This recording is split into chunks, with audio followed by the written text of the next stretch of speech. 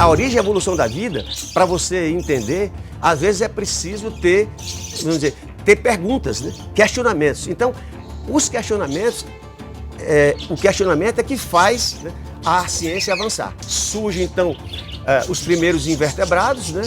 E depois os primeiros insetos, né? Depois os primeiros peixes, depois dos primeiros peixes, os anfíbios, né? Depois os anfíbios chega aos répteis e depois os mamíferos e depois o homem.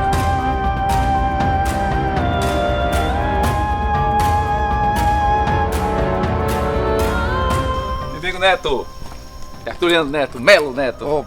Seja bem-vindo aqui à Fazenda Coité, no Distrito Pedrical. Em Ibaretama, né? Em Ibaretama, uma honra receber vocês e sua equipe aqui no nosso. Eu que me sinto honrado, meu amigo Neto, por estar aqui na sua fazenda, né, próximo ao museu, que vamos conhecer já já, e num lugar tão importante para a arqueologia cearense, né? Os sítios arqueológicos, não é isso mesmo? Esse projeto é o Vestígio da Pré-História Cearense, hoje Vestígio Pré-Colonial Cearense. Não é?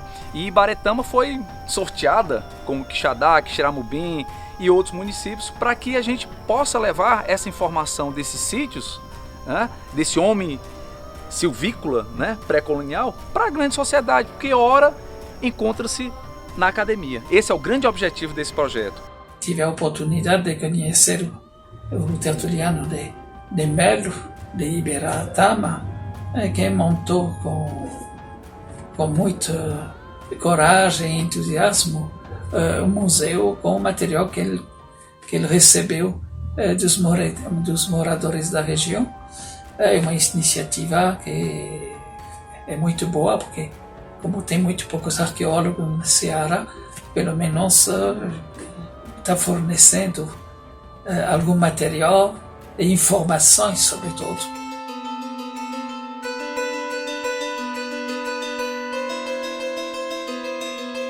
Os primeiros registros das inscrições rupestres, desses vestígios arqueológicos da chamada civilização pré-colombiana, foram levantados por membros desse Instituto Histórico, Geográfico e Antropológico do Ceará.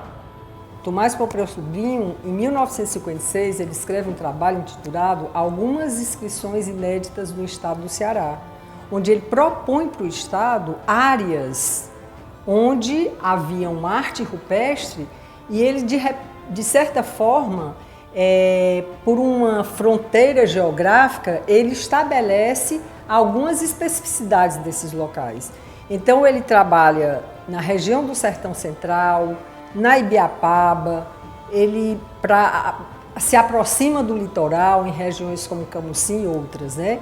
Dentro dessa dimensão da sistematização do conhecimento, o Instituto ele foi uma das primeiras instituições do Ceará a levantar esse trabalho, a se dedicar a esse trabalho de suma importância até hoje, embora a gente concorde ou discorde do modelo, né, como era abordada a ciência, o conhecimento acadêmico, empírico, popular, mas é um conhecimento importante até hoje para todos os pesquisadores dessas áreas do Ceará e do Brasil.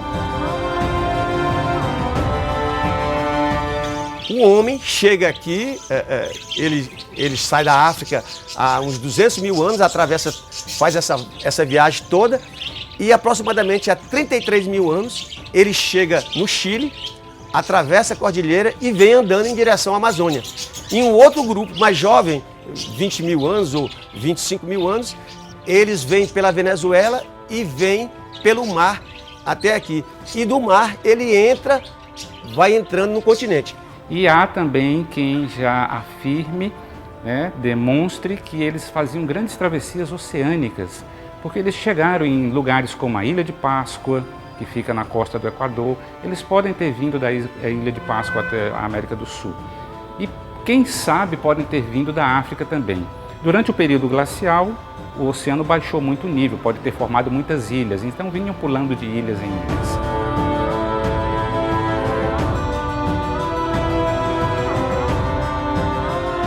Através desses vestígios já tem como provar a existência desse povo pré-colonial, ou dessas grandes, que eu acredito que aqui tem locais que tem até cemitério indígena, onde houve aterramento, né?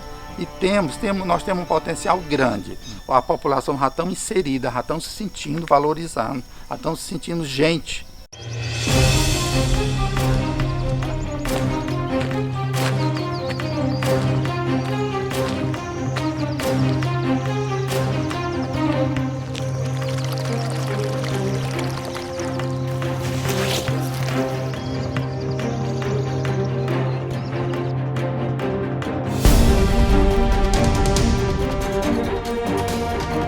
Subidinha difícil, fica a 1/3 de toda a Serra Azul, não é? Quase na base. Exato. O que vem a ser a Pedra do Sol, né? Que são raios e um grafismo semilunar, né? Que seria a metade do círculo do Sol, e que quando eu vi pela primeira vez, eu tive um certo estranhamento, porque as gravuras rupestres da região não têm a sinuosidade que os raios de sol lá da Serra Azul têm. As minhas ilações sobre essa gravura seja um local ritualístico. Por quê? Porque é um local afunilado, né? Acredito que vinha um grupo de índios para fazer uma menção ao sol, uma lembrança do sol, enfim. Já vários arqueólogos já vieram aqui, acho muito interessante, acho meio intrigante. Quando eu vi aquele me lembrou algo medieval. E eu depois fui procurar com mais calma e atenção e me deparei com o selo da Companhia de Jesus, o selo dos jesuítas. E achei aquilo muito semelhante. Então, nós estamos pesquisando e escrevendo um trabalho nesse sentido.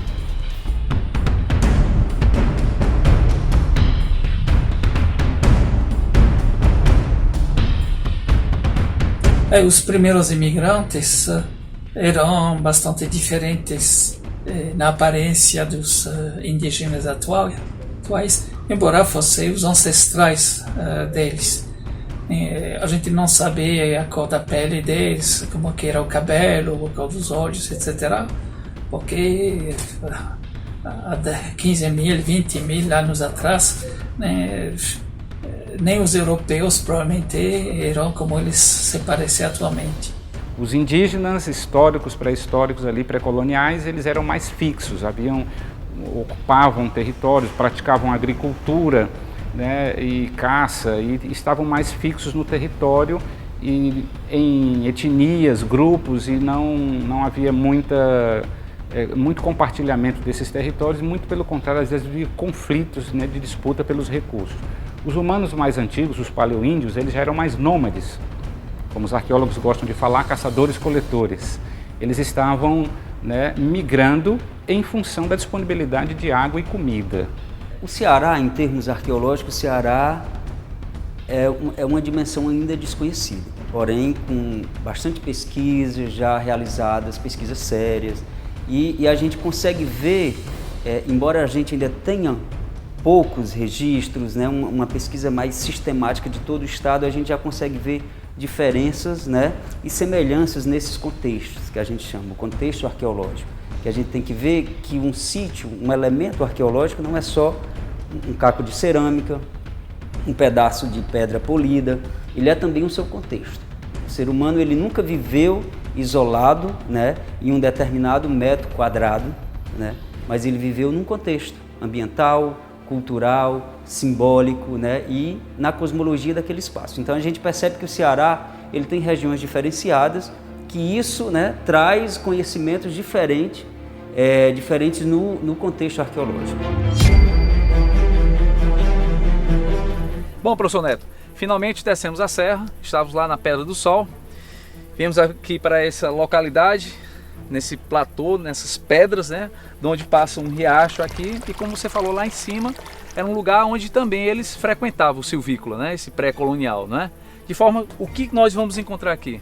Vocês vão encontrar aqui esses dois pilões, ou cúpulas, como chama. Aqui foi o primeiro achado que eu fiz aqui na Serra Azul, em 2005. Né? Pode observar, ele tem é chamado a marca do picoteamento. Isso aqui são marcas antrópicas, apesar do pilão ser uma marca antrópica, mas melhor de ser identificado. Ele é mais didático do que aquele. Marca antrópica significa Marca do homem. O homem que fez, né? O homem que fez. Só que ele é mais didático devido a isso aqui, como eu comentei, desse picoteamento.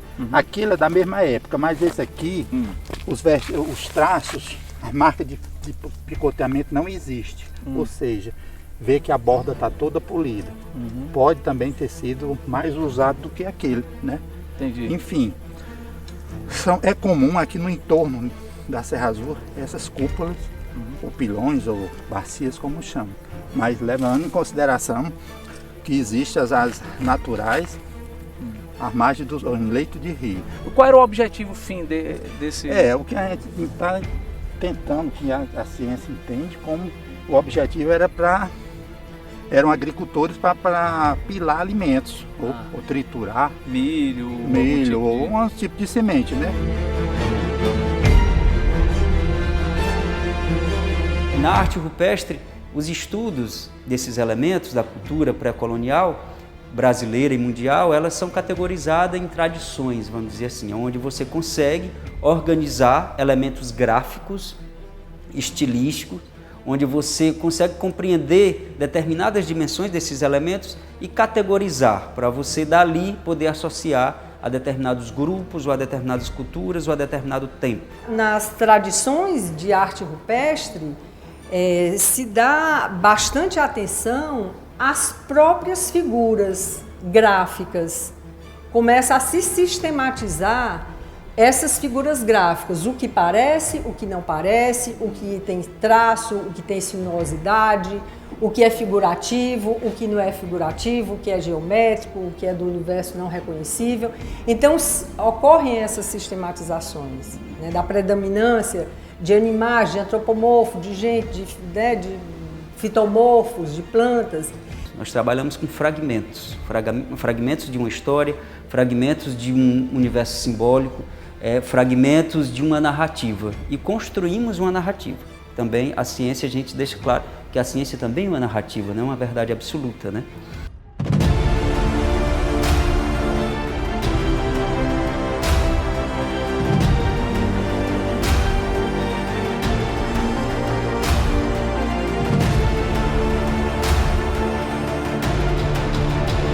A Serra Azul, ali a gente tem vários ambientes, né? A gente tem um ambiente mesmo da semiaridez do sertão, que é a área mais plana.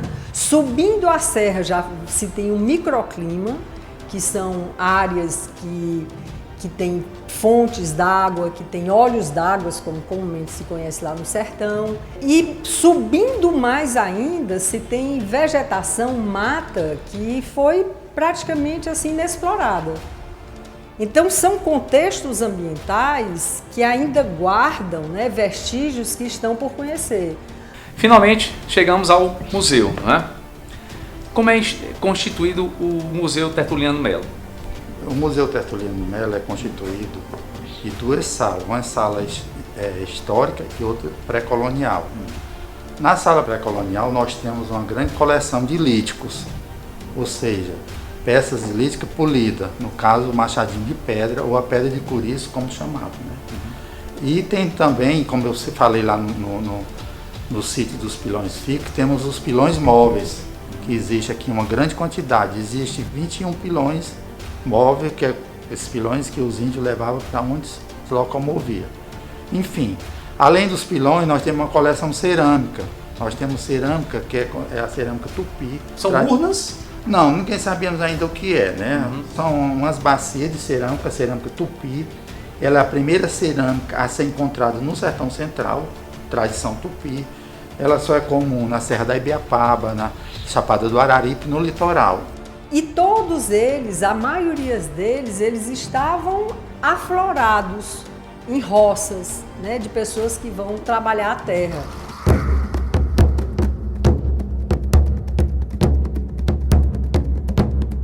Eu tenho uma coleção mais ou menos de 150 artefatos. Esses artefatos foi doado pela comunidade, que eles tinham guardado em casa, usavam como amuleto, né, para proteger do raio. Tem uma reserva técnica, nessa reserva técnica existem os artefatos aqui, eu falei dos artefatos polidos. Certo. Nós vamos ter até alguns artefatos lascados que eu vou... Que é anterior ao polido. É anterior ao polido, quando o homem não tinha noção o que era, eu diria, um encabamento. Sim. Polido já havia noção de botar um cabo de machado.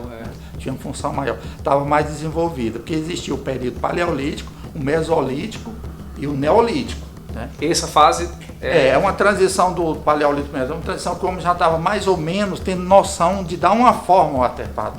Porque antes ele pegava a lasca e não se preocupava com a estética. Né? Temos o polidor e temos o percutor, que faz parte na fabricação desses artefatos. Quando você vê essa quantidade de peças, né, de artefatos líticos, de pilões, de objetos de cerâmica, você imagina por que essa quantidade de peças foi encontradas aqui, né, no entorno da Serra Azul. Tanto o Neto como a comunidade tem uma responsabilidade, né, com este patrimônio, com esse acervo que tem aqui na Serra Azul. Porque a gente entende que esse projeto ele representa muito, não apenas para o município de Ibaretama, mas para o Sertão Central e a cultura cearense, com certeza. No estado do Ceará, tanto na Serra, no Sertão e no litoral, existem vestígios arqueológicos dos mais diversos.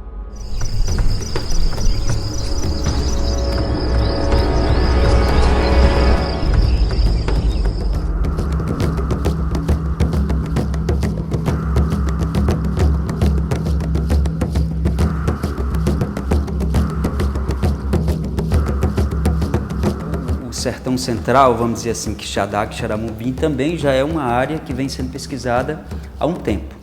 Agora lá apresenta elementos tanto de arte rupestre como de cerâmicos também, e lítico. São muitos sítios líticos que já estão sendo observados, catalogados naquela região. A Serra dos Macacos é algo bastante instigante, né, para um arqueólogo, porque é o topo de um iceberg, né, onde esses materiais cerâmicos estão dispersos, pelo menos os materiais cerâmicos mais visíveis assim que a gente pode observar quando chega em campo, são materiais cerâmicos. Né? Há algumas teses que consideram que sítios que estão no topo são sítios cerimoniais.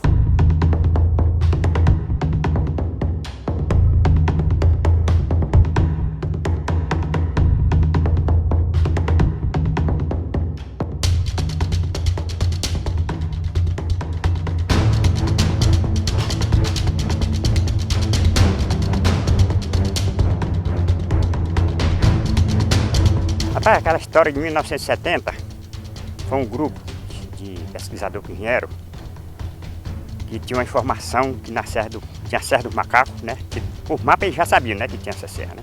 Eles falaram que eles estavam achando, eram 700 anos atrás, pela pesquisa, né, que eles estavam fazendo, né?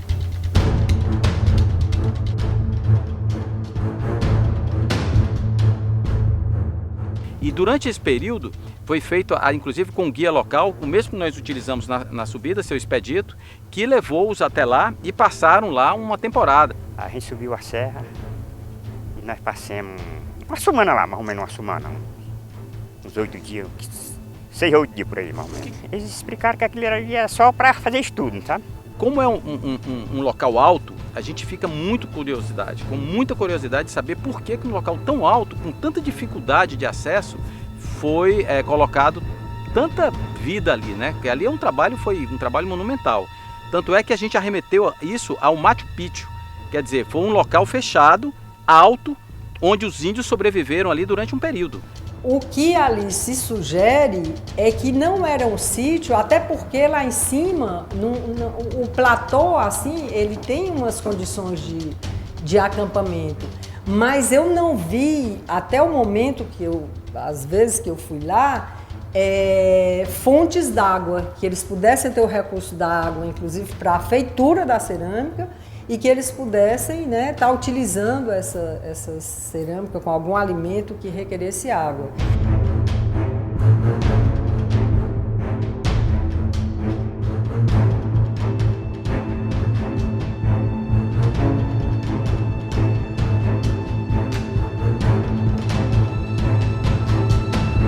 Pedra do Corisco por quê, Edvando? Rapaz, segundo a lenda, contam que essa pedra aqui tinha a cabana embaixo, né? Era colada. Aí ela colada? Era, em cima. Aí tinha, por baixo era bem amplo, né? Aí diz que um dia, uma chuva muito forte, aí 3 vaqueiros se abrigaram embaixo. 3 vaqueiros, 3 cachorros e 3 cavalos, né? Aí, na verdade, era 4.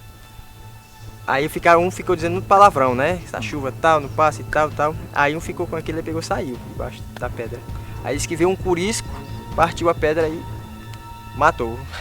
E exatamente essa divisão que houve aqui. Pronto, essa divisão, segundo a lenda, disse que foi isso. Algumas pessoas não valorizam tanto a Pedra do Corisco porque são poucos grafismos. Os grafismos estão intemperizados, alguns deles, né? Outros têm uma cobertura com giz também, significando, né, que outras pessoas posteriormente vieram e fizeram grafismo naqueles ambientes. Mas o que chama a atenção, o que é interessante, é a figura de um lagarto que tem lá.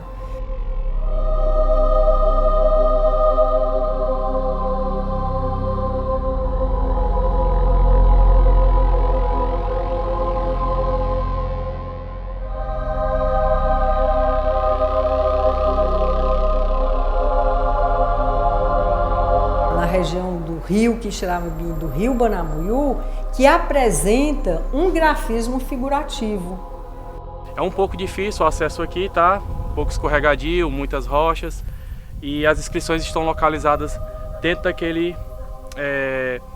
abrigo rochoso ali, dentro do leito do rio Quixeramobim, isso. E observamos que quando tem um período de cheia, o rio encobre, né? Inunda essa região aqui onde tem as inscrições rupestres. Por que alguns materiais não são tão facilmente identificados nessas áreas?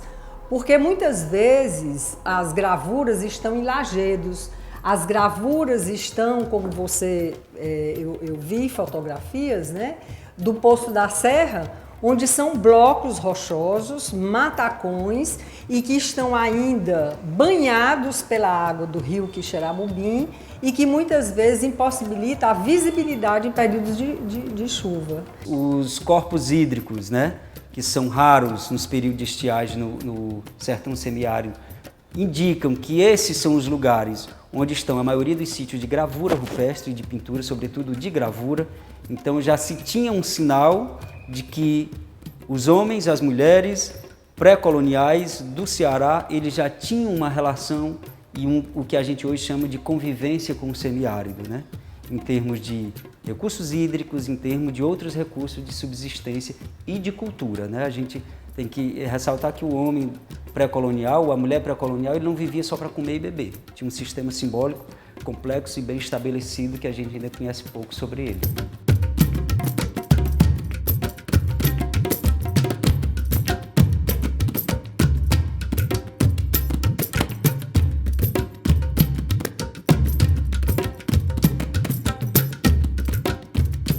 A Pedra do Letreiro, muito possivelmente no estado do Ceará, é a pedra mais, eu diria, importante de gravuras rupestres, não apenas pela quantidade, são mais de 800 sinalações que tem lá, mas pela técnica empregada. Bom, chegamos Quixeramobim, na Pedra do Letreiro. Pronto, nós estamos aqui no sítio arqueológico conhecido como Pedra do Letreiro, município de Quixeramobim, tá? Esse letreiro aqui, ele é composto aproximadamente por 875 gravuras, né? Distribuído ao longo desse paredão rochoso aqui, desse riacho, conhecido como Riacho Mufumbo, e a montante do riacho também você vai encontrar algumas outras gravuras entalhadas na rocha. Se tem gravuras no Guinás, que é naquele paredão ali da cachoeira, né, do Riacho do Mufumbo, E que naquele paredão inicial, as gravuras elas são bem profundas.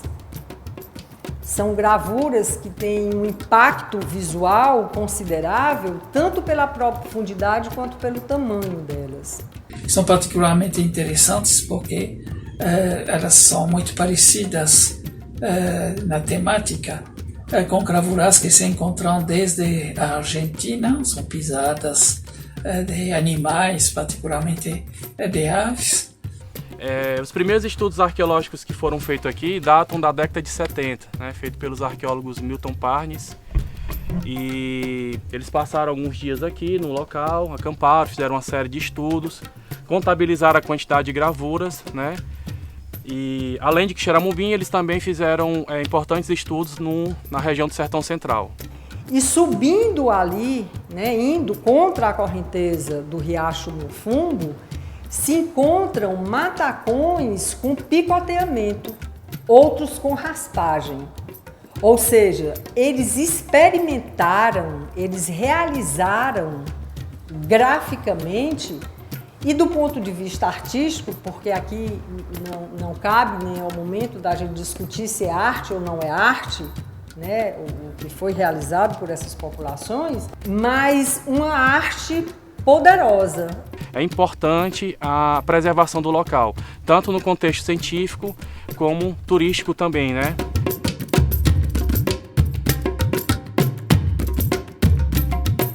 O sítio Canhotinho, que fica na fazenda Canhotinho, é importante se falar também que é uma singularidade daquele sítio, porque ele tem uma preservação assegurada, né?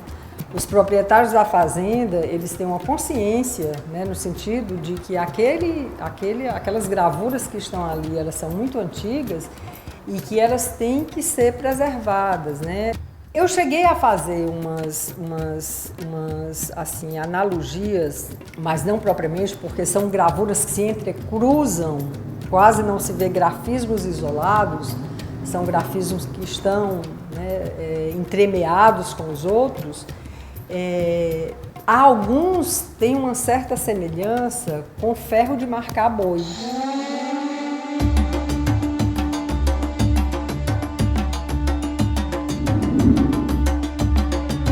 Itapipoca não é o único lugar no Brasil, nem no Ceará, que a gente encontra fósseis de megafauna, mas é o lugar que tem revelado a maior quantidade de fósseis e a maior variedade de espécies. Já são 35 tipos de animais diferentes encontrados ali. A maioria mamíferos, mas também a gente encontra répteis, aves também, certo? E até anfíbios, mas a maioria mamíferos. Mas muitos dos sítios de Itapipoca que tem registro de paleontologia também tem registro de material arqueológico, sobretudo lítico. Dentro da arqueologia existem umas classificações que a gente faz a grosso modo, de classificar culturas e tal. É possível você encontrar lá em Itapipoca muito vestígio da cultura papeba, cultura tupi. Professora Eveline, o que nós podemos encontrar aqui no Museu de Itapipoca? O Museu de Pré-História de Itapipoca é lindo, riquíssimo. A linguagem dele é paleontologia e arqueologia. Ao seguir, dentro da nossa exposição, vai ver os animais da megafauna, que são os mamíferos gigantes, que é o nosso conteúdo específico, né, do nosso museu. E na área da arqueologia, a gente encontra o material humano, né, desses primeiros homens que habitaram por aqui. A quantidade ali é uma das maiores do Brasil. Impressiona pela quantidade, variedade e qualidade dos fósseis. Então aconteceu alguma coisa ali em Itapipoca, no passado geológico, que aglomerava. E isso tem sido objeto dos nossos estudos, que a gente chama de paleoambientes, né? Estudos dos paleoambientes. Paleo antigo, ou seja, os ambientes antigos. O que estava acontecendo ali? Tá? Já são mais de 20 anos buscando essas respostas e as primeiras estão começando a surgir já na superfície e elas nos apontam, nos indicam que ali naquela região de Itapipoca deveria ter sido um oásis, um refúgio ecológico de qualidade. O museu ele tem uma função muito importante em qualquer lugar do mundo. O museu ele faz com que as pessoas elas não esqueçam da sua história. Ele é um memorial, uma memória viva, né? E o Museu de Itapipoca, ele tem essa missão de fazer com que as pessoas da região, as pessoas que não só habitam a Itapipoca, mas toda a redondeza da Itapipoca, não esqueçam a história que existe aqui.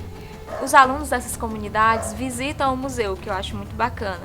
E a gente trabalha com eles especificamente, né, de um modo assim mais especial, falando da comunidade deles e da importância de cuidar. E assim a gente quer que com o tempo, né, quando elas ficarem grandes, adultas, responsáveis pela própria comunidade, elas cuidem disso ali melhor.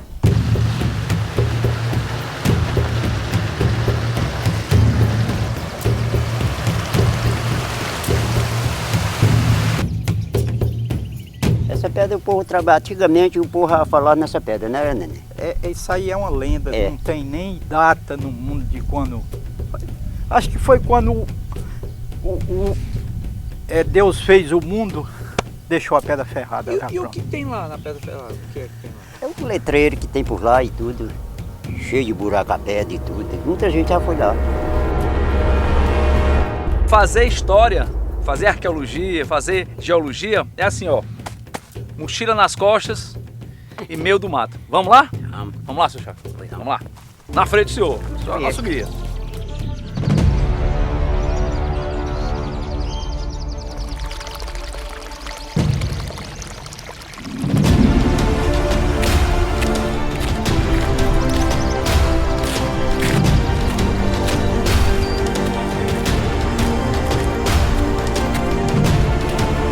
A Pedra Ferrada, ela deve ter sido um lugar, eu imagino, não foi uma habitação, apesar de ser ali uma caverninha, né, um abrigo sob rocha, mas ali não foi necessariamente uma habitação, mas provavelmente um ponto de observação, um ponto de processamento de caça, um ponto de apoio no monitoramento daquela fauna, uma vez que ali daquela altitude, daquele lugar, você tem uma visão do Vale da Megafauna e consegue monitorar ali as manadas de animais que poderiam fornecer a comida que eles precisavam, né? Bom, finalmente chegamos à Pedra Ferrada aqui na Itapipoca, a mais famosa, né? Subidinha difícil, né? Cansativa, né, professor? Mas vale a pena. Bom, assim, a Pedra Ferrada é o sítio mais importante de Itapipoca. E segundo a Rosiane Lima Verde, que já esteve visitando aqui... Arqueóloga, né? Arqueóloga. E ela falou que essas pinturas rupestres são uma das mais antigas do Ceará. Aqui nós temos uma imagem, está um pouco apagada, mas que a gente percebe que é conhecido como o Homem-Pássaro, né? E também o Caititu. São pinturas que estão já quase apagadas e que, infelizmente, a população local, né, vem até o sítio para fazer piqueniques, passeios, e acaba deteriorando o sítio, deixando muito lixo, né? E também pichando, fazendo desenhos em cima das pinturas rupestres, que acaba deteriorando o sítio e se perdendo a nossa pré-história, né? A nossa história. Qual é a tinta que eles faziam de quê? Qual o material dessa tinta avermelhada, né? Eles usavam o urucum, né? Urucum. Que já é o natural, que fazem coloral atualmente, e também utilizando alguns óleos, né? Como a gente acredita que eles poderiam usar um óleo como se fosse da castanha do caju, para fazer a mistura da tinta.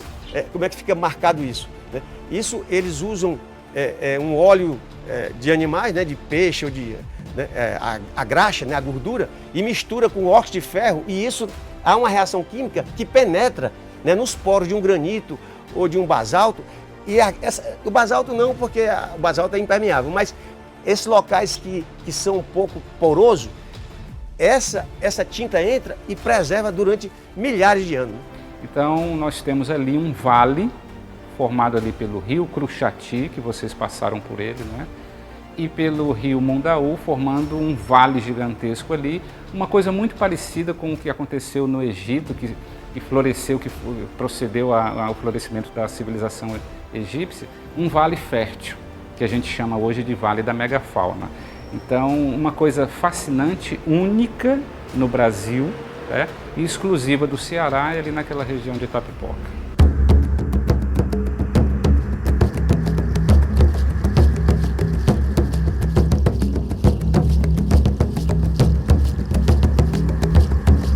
O litoral cearense, como já vinha falando, né, é muito rico na presença de sítios arqueológicos. Os campos de duna, por exemplo, por que ocupar um ambiente que aparentemente parece inóspito?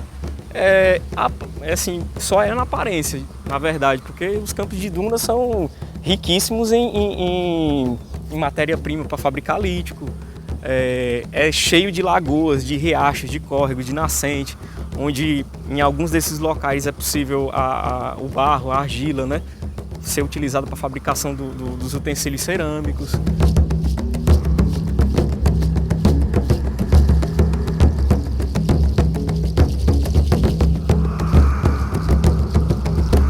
Chegamos na Praia da Baleia, aqui em Itapipoca. Viemos encontrar o diretor desse museu da baleia, que é meu amigo Silvio Teixeira, que é um pesquisador que, como o Crispim e o Neto, Crispim lá em Capuí e o Neto Melo lá na Serra Azul em Ibaretama, faz um trabalho único de pesquisa, de estudo e contribui, soma, na verdade, com o saber científico. Praia da Baleia, Silvio. Por que Praia da Baleia? Bom, o nome original dessa praia é Praia do Osso da Baleia. Ela é um documento do ano de 1705 que pode ser encontrado no livro de Sesmarias do estado do Ceará e que fala sobre a compra de uma terra que parte do Rio Mundaú e vem nessa direção, e no documento diz assim, que limita-se com a Praia do Osso da Baleia. E aí, mais modernamente, a gente descobriu que esse local, ele fica de frente a um restaurante famoso aqui da praia, e que lá está o fóssil de uma baleia jubarte, que deve estar lá há cerca de uns 3.000 anos. Esse Museu da Baleia, ele trabalha com algumas vertentes, como a arqueologia, a paleontologia, a antropologia, né? Porque até aqui na nossa região nós temos uma tribo dos índios Tremembé, e a gente está começando a firmar o museu tanto na sociedade local como no estado do Ceará. São sítios que estão bem localizados nessas áreas. Por causa da dinâmica dunar, eles são cobertos, são descobertos. Por vezes você vai num sítio e às vezes em um ano você consegue ver que o formato do sítio inteiro mudou porque cobriu uma parte, descobriu outra. 7.000 anos atrás, o nível do mar era mais baixo que o atual. Todos esses sítios mais antigos do litoral estão também embaixo do mar, embaixo de 20, 50, 100 centímetros, 120 metros até. Sempre tem uma novidade quando você visita um sítio sob duna, né?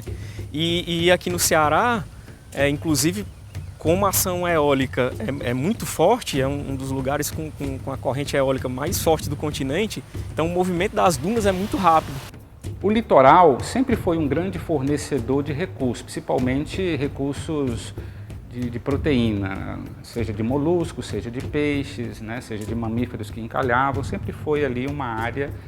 E a gente tem que lembrar também que ao longo da história geológica, a linha de costa ela vai modificando, ela não é fixa. Nós, mesmo ainda não estando agindo como um museu aberto diariamente à visitação e tal, mas a gente está agindo enquanto pesquisador e estamos agindo enquanto divulgador. Como? A gente está levando para as escolas e, quando é possível, trazendo também para o museu, como foi o caso da escavação, onde pescadores e estudantes locais tiveram a oportunidade de participar da escavação dessa baleia, né, essa cachalote. Aí, em determinados momentos que eu estou organizando, eu solicito que algumas crianças participem.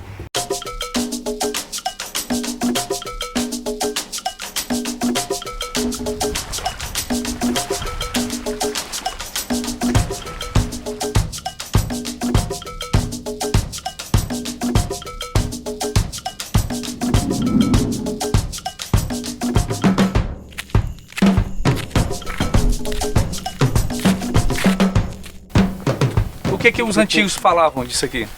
Eles falavam que nós antigamente aqui moravam os índios, né? Os índios? Era. Que na época que era só mato, não tinha uma casa, não tinha nada. Essas são as escrituras, né? Ó. É. Aqui são os riscos.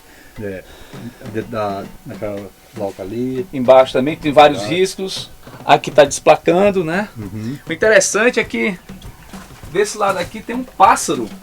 Um pássaro, né? Um pássaro muito interessante, né? A gente vê como se fosse um bico. Tipo um bico de pássaro. É, uma galinha. O senhor sabe da importância disso aqui para vocês aqui da região? Não, senhor, não. Pois saiba que isso aqui tem uma importância incrível. Vamos preservar para que ninguém venha aqui pichar, fazer qualquer outra coisa que danifique essas gravuras, né? Tem uns calangos ali também. Eu acho que é calangos, né? E está desplacando, muita coisa já deve ter caído, né? Um povo sem história e sem cultura não é nada. Então nós precisamos conhecer o nosso passado para que a gente possa nos identificarmos e futuramente a gente com certeza preservar essa história tão rica em Irauçuba. Temos vários pontos em Irauçuba que nós mesmos, como munícipes, não conhecemos, precisamos fazer conhecer. As pessoas que moram ao lado ou que moram próximo, eles mesmos acabam com a história por não entender a importância dela, e isso é um fator que nós pretendemos trabalhar.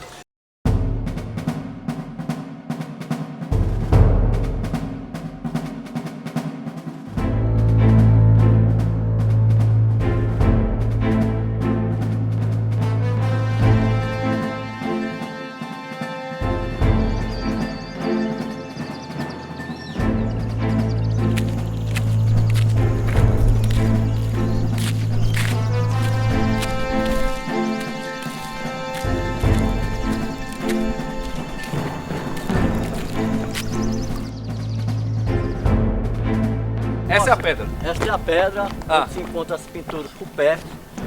E essa pintura é universal. Não se encontra no Ceará e nem no mundo, e sim no Ceará, no município de Forquilha e Sobral, esta pintura rupestre. Então, qual o significado dessa? Ninguém descobriu até hoje. E é única do mundo. É importante dizer que todo estudo científico já realizado pelas nossas universidades, ainda não descobriu-se, dentro do estudo científico, quem foi a etnia que andou deixando estas relíquias pré-históricas que tem um valor para a humanidade enorme, porque essa civilização era como ela tivesse hoje uma internet. Por exemplo, esse símbolo aqui, este símbolo, nós encontramos nas pesquisas lá em Tapajé, em Irauçuba, no próprio município de Sobral. Que fazem referência riscos, né? Três riscos. E aqui tem Pronto. Uma antenazinha. Como fosse uma antena, né? O que vale dizer que com as pesquisas já realizadas por grandes cientistas, esta pintura é universal. É a única no estado do Ceará, no município de Forquilha e Sobral.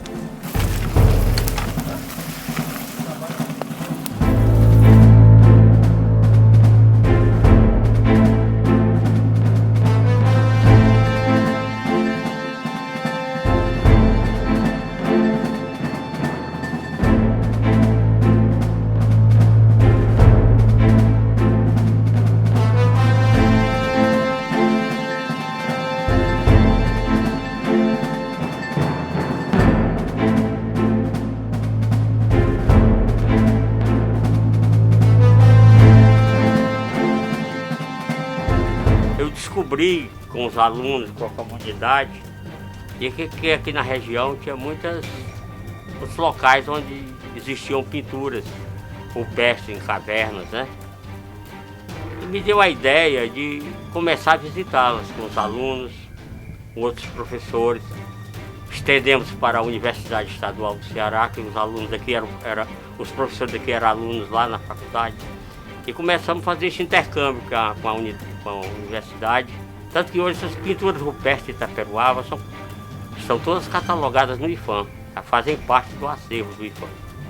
Cada comunidade elas tinha um padrão de pintura diferente, né? Uns pintam mais animais, outros pinturam a moldura da mão, outros pintam caricaturas, como fosse caricatura de animais, de pessoas. Quando a gente começou esse trabalho, nem os próprios comunitários sabiam da existência dessas evidências culturais próximas a eles. Porque essas pinturas aqui têm entre 2.500 e 5.000 anos. E lá na Praia do Sino tem uma coisa muito interessante.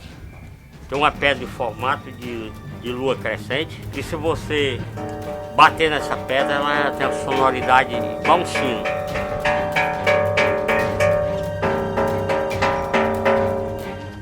Então isso caracteriza um uso, não só um uso, mas o conhecimento desse fenômeno de origem natural, geológica, mas também apropriada de forma cultural, de um passado, talvez bem distante, até o presente momento. E com o estudo que a gente começou a fazer, os alunos da região se envolvendo, hoje em dia existe uma gama de pessoas que conhecem essas pinturas rupestres locais e preservam.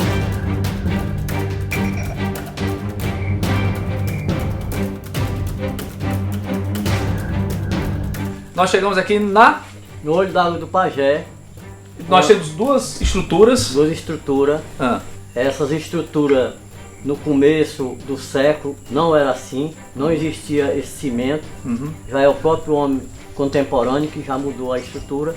Mas significa que os nossos primitivos, da região centro-norte do estado do Ceará, especialmente aqui de Itaperuaba, as etnias que passaram aqui, tiveram a oportunidade de ter água, fonte de vida. Então, na realidade, são dois tanques que não tinham essa estrutura e era um tanque que passa água de um tanque para o outro, era assim? Um é quente e outro é fria. E por quê? A parte quente e a parte fria, aí não tem aí uma explicação na ciência por que é quente e um é frio, um é frio e um é quente.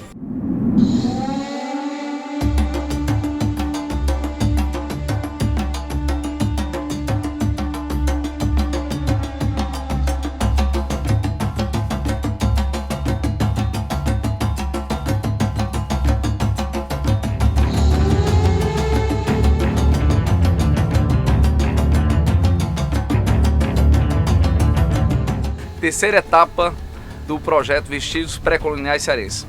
É isso? Exatamente, é a última etapa desse projeto. A gente deverá concluir agora em Chaval. Esperamos obter informações interessantes acerca do passado da gente, com um ambiente bem próprio da topografia de Chaval. Acredito que a gente vai enriquecer em termos de imagem mais essa história. Mas antes vamos passar por Granja e aqui, Camusim. É isso.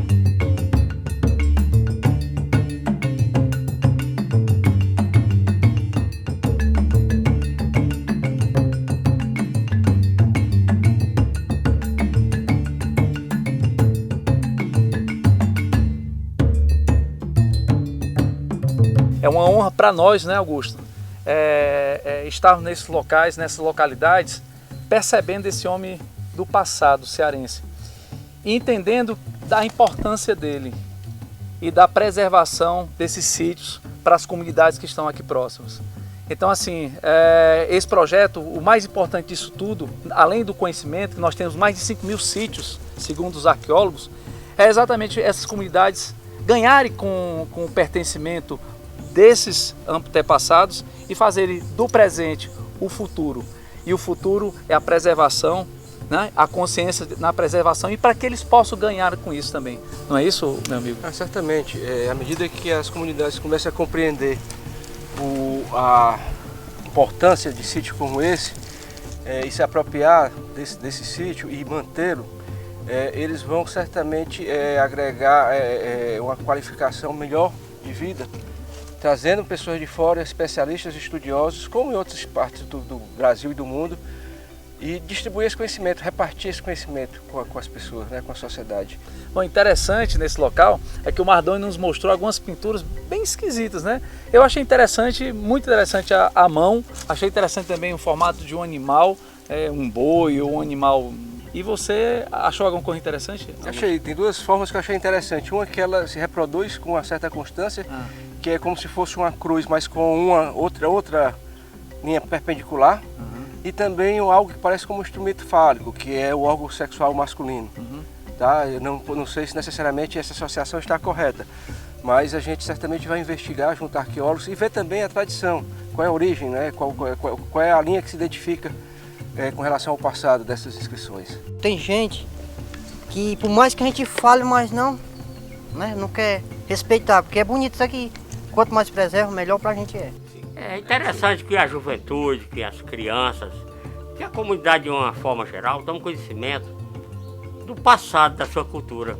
Porque a nossa passagem aqui na terra é tão breve, se a gente não conhecer nem um pouco de onde vieram nossas origens, né? No local onde nós moramos. Nós, como cientistas, como arqueólogos, a gente subestima demais as comunidades que conhecem a sua própria história, que conhecem o seu território, que conhecem esses sítios arqueológicos que fazem parte do seu território, são lugares de memória para eles, são lugares de afetividade. Eu acho que a gente subestima bastante. Eles já têm essa relação. Eu acho que o que vale a pena no papel do arqueólogo é ressaltar isso como elemento social, como elemento histórico. Eu acho que esse é o papel que o arqueólogo tem que ter quando chega a essas comunidades e quando chega a esses sítios, né? Nós temos que ver e que pensar o patrimônio arqueológico como um bem da coletividade, da sociedade, certo? Assim como a arqueologia, é interessante você pensar de como a história do pensamento arqueológico ela foi constituída, inclusive de forma cinematográfica, como a gente está fazendo aqui, mas que também esses elementos, vamos dizer assim, essas formas de entendimento da ciência arqueológica, ela por muito tempo prejudicou a concepção de patrimônio que nós temos, de patrimônio como uma política de sociedade, como um direito cultural de uma sociedade, de um povo, sobretudo descendentes, vamos dizer assim, se podemos dizer isso, no Brasil tão misturado de todos os povos que tiveram aqui, mas que é necessariamente um direito cultural de uma nação.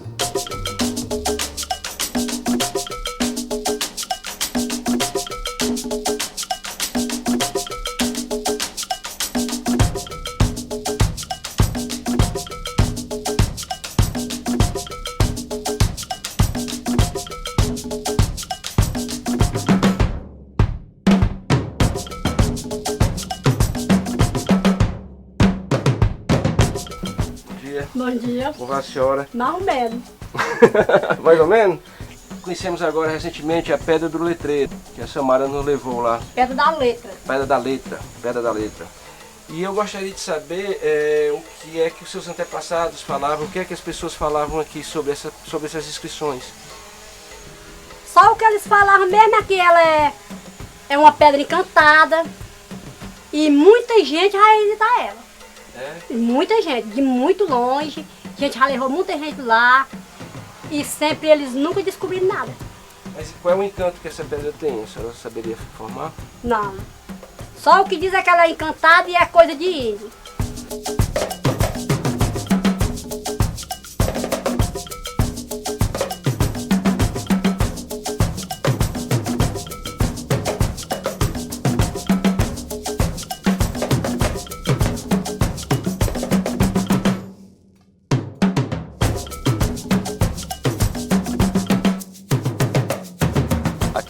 Aqui atrás tem a Rota das Emoções, onde passa a pista para o pessoal que vai para os grandes polos, Jericoacoara, Lençóis Maranhenses. A 200 metros a gente tem um dos sítios bem na passagem de todo mundo que pode fazer essa visitação coisa de 10, 15 minutos, muito rápido, e venha conhecer. E logo atrás, aqui atrás temos também a das Pedras das Cruvoadas. Se você puder ver, nós temos bastante pontos. Ali temos umas cruzes, temos um X. Aqui a gente tem essas duas formas de linhas, fazendo tipo umas serpenteados, 2 serpenteados. Acredito eu que isso daqui sejam os nossos 2 rios, o Batuba e o outro, Itaúna. Os 2 descendo, e essas outras pontes são locais que eles marcavam as pedras, os locais de apoio para eles. Então, uma forma deles mapearem a região.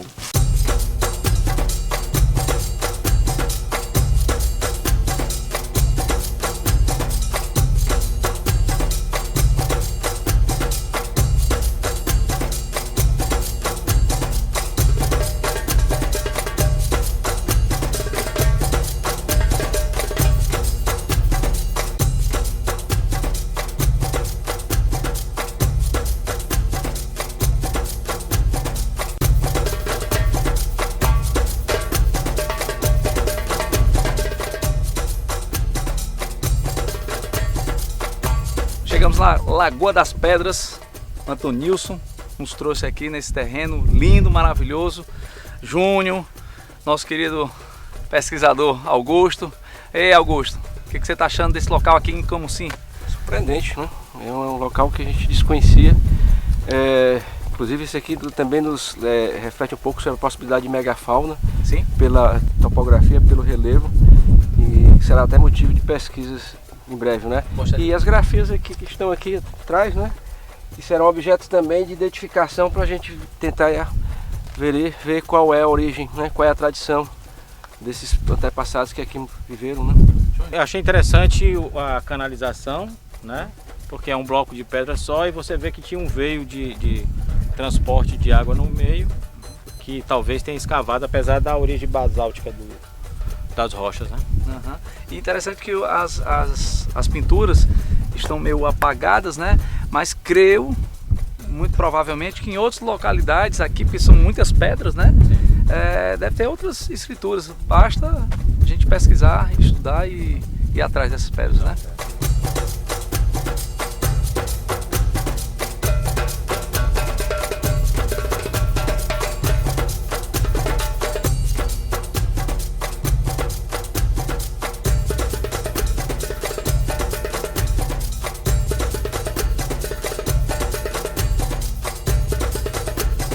O sertanejo é o mateiro, é aquele que conhece as veredas, né?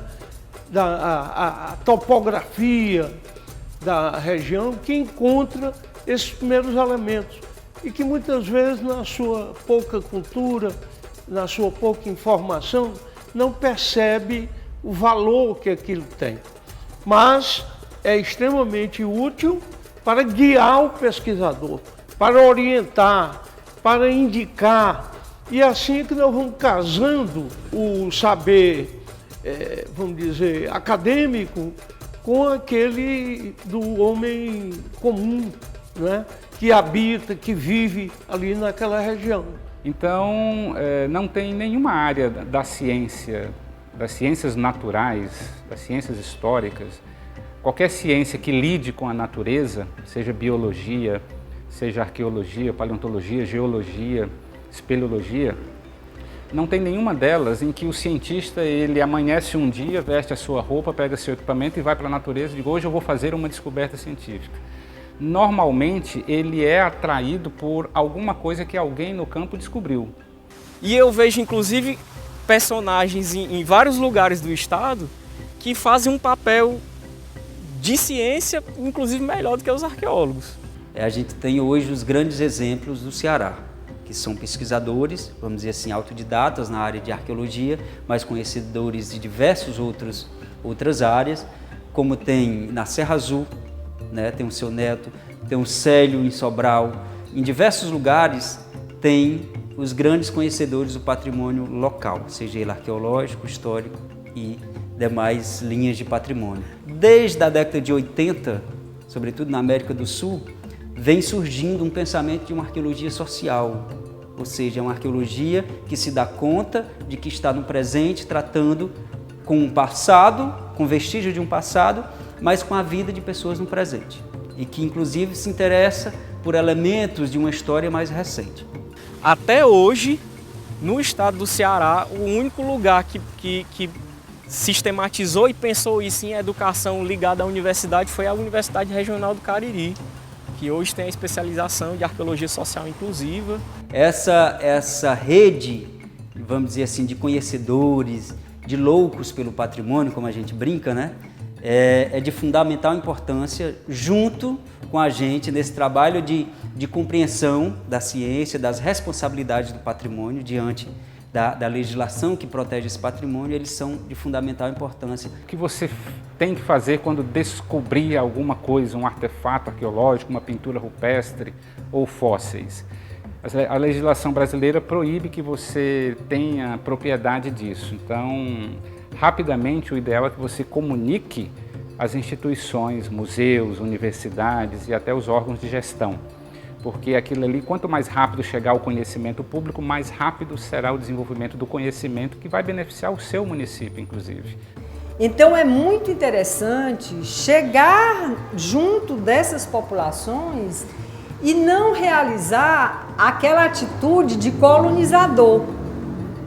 Um colonizador, eu diria assim, acadêmico, que não conversa com a sociedade, porque isso aí é trabalho de antropólogo, não é de arqueólogo, e que vai diretamente a campo e que tem apenas as pessoas da comunidade como informante ou mateiros para tirar. Mas se abastecer também em sua pesquisa dessas narrativas e dessas impressões que a comunidade tem sobre um ambiente que se constitui como um ambiente cultural, patrimonial, também a partir dessas impressões que elas têm. Mas a grande verdade é que aqui nós temos um grande buraco negro de conhecimento sobre esse período. Por quê?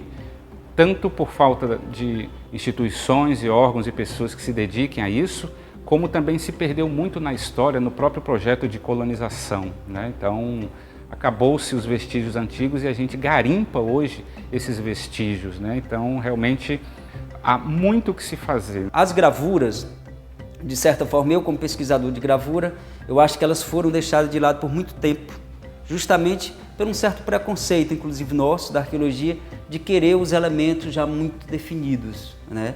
De querer, vamos dizer, interpretar. Na verdade, o arqueólogo ele parte primeiro de uma documentação, de uma sistematização e de um olhar para a categorização desses elementos.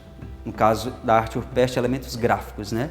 Alguns chamam de arte, outros chamam de grafismo, ou seja, é uma expressão humana que até hoje nós temos praticamente as mesmas condições estruturais e cognitivas para elaborar e para necessitar dessas expressões visuais. Então, no todo, são expressões visuais que indicam comunicação, que indicam arte, expressão. Então, estão todas as expressões de arte rupestre nesse leque. Tem o lado religioso, que todos nós temos, tem o lado místico, né, que nós temos também, e o lado científico. Então, a gente precisa mostrar isso para as crianças desde já, para que as pessoas cresçam sem dogmas. Se poderia criar matérias de arqueologia dentro do curso de arqueologia ou de antropologia ou até de geografia, que permitisse já preparar futuros profissionais cuja formação seria complementada no momento mais adequado. O que nós precisamos aqui no Ceará é um curso de graduação que forme arqueólogos desde o princípio. A nossa participação, né, dentro dessas dificuldades é de todos os arqueólogos do Ceará. Acho que ainda falta o engajamento da gente, de todos nós, nessa perspectiva de formação. E uma maior preocupação com a difusão e a proteção daquele acervo, porque pode vir daí também um interesse econômico. Qual é? É o do turismo, né? Fazer trilhas e levar as pessoas que tem um interesse em conhecer aquilo e se informar melhor sobre o assunto e que pode trazer uma perspectiva econômica nova para essas regiões que são, em geral, muito deprimidas do ponto de vista econômico, do ponto de vista do emprego, da produção e circulação de riquezas, mas que são, na verdade, de certa maneira, um museu a céu aberto. Eu acho que o turismo comunitário, que é uma forma de turismo que vem crescendo bastante, sobretudo nessas comunidades mais tradicionais, é um elemento importante, bem interessante, tanto para a preservação como para a divulgação dessa memória. Precisamos urgentemente de um curso de arqueologia, de graduação em arqueologia, e que ele forme a massa crítica e a mão de obra para trabalhar, e aí só aí a gente realmente vai poder expandir esse conhecimento aqui no estado. E o arqueólogo no futuro, ele vai pensar de como essa sociedade vai continuar consumindo, modelando, pensando e se transformando.